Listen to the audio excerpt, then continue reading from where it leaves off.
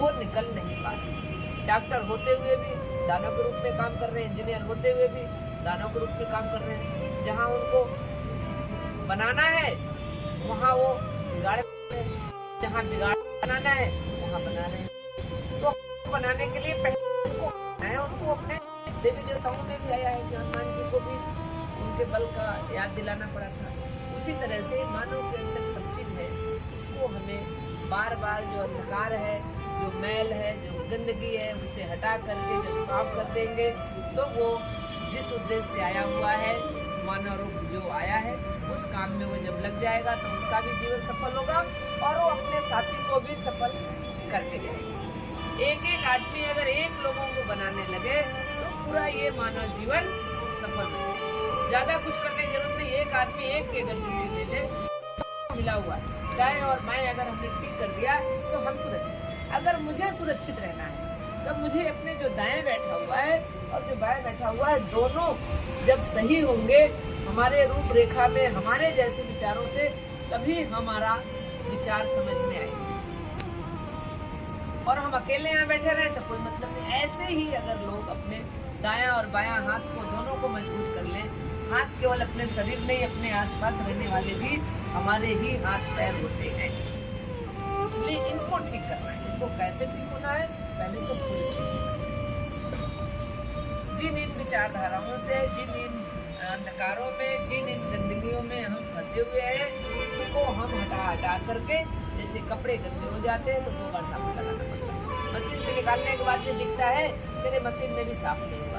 उसी तरीके से हमें इसी बात को बार बार लोगों के बीच ले जाना पड़ेगा, तब उनकी अंधकार से मिटेगा, ये गंदगी मिटेगा, तब उनको प्रकाश दिखेगा। अभी गंदे बर्तन में आपने खा के रखा, साफ ना हो, फिर अगर धो दीजिए पानी से तो भी अगर उसमें सामान रखेंगे तो खराब हो जाएगा। और अपने संस्कार में माना गया कि जूठा है। ठीक उसी तरीके से जो ये गंदगी है इसे साफ हो, कोई कथा के माध्यम से साफ हो, सत्संग में साफ हो, भोजन से साफ होगा, साथ में रहने से साफ होगा, एक एंगल से नहीं।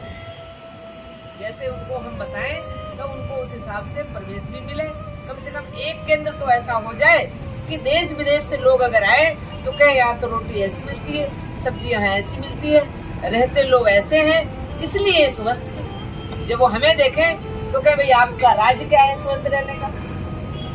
हमें तो घुटना पकड़ लिया है, हमारा तो सिर दर्द करता है, हमें तो नींद नहीं आती है।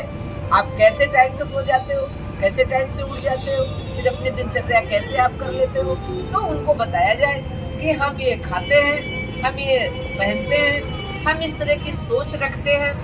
दिन भर हमारा जो सोच है वही हमारा खाद है, हमारी उस तरह से हमारे विचार पैदा होते हैं। तो हम ये करते हैं, हम ऐसे रह लेते हैं, हम तो यहाँ भी सो जाएं, लेकिन लोग गद्दे पर भी नहीं सो पाते। सोना तो सोना है, चाहे सोने वाला सोना हो, चाहे पहनने वाला सोना हो। सोना से कीमती कोई चीज नहीं है। तो जब वो सोएंगे नहीं तो उनका सारा व्यर्थ।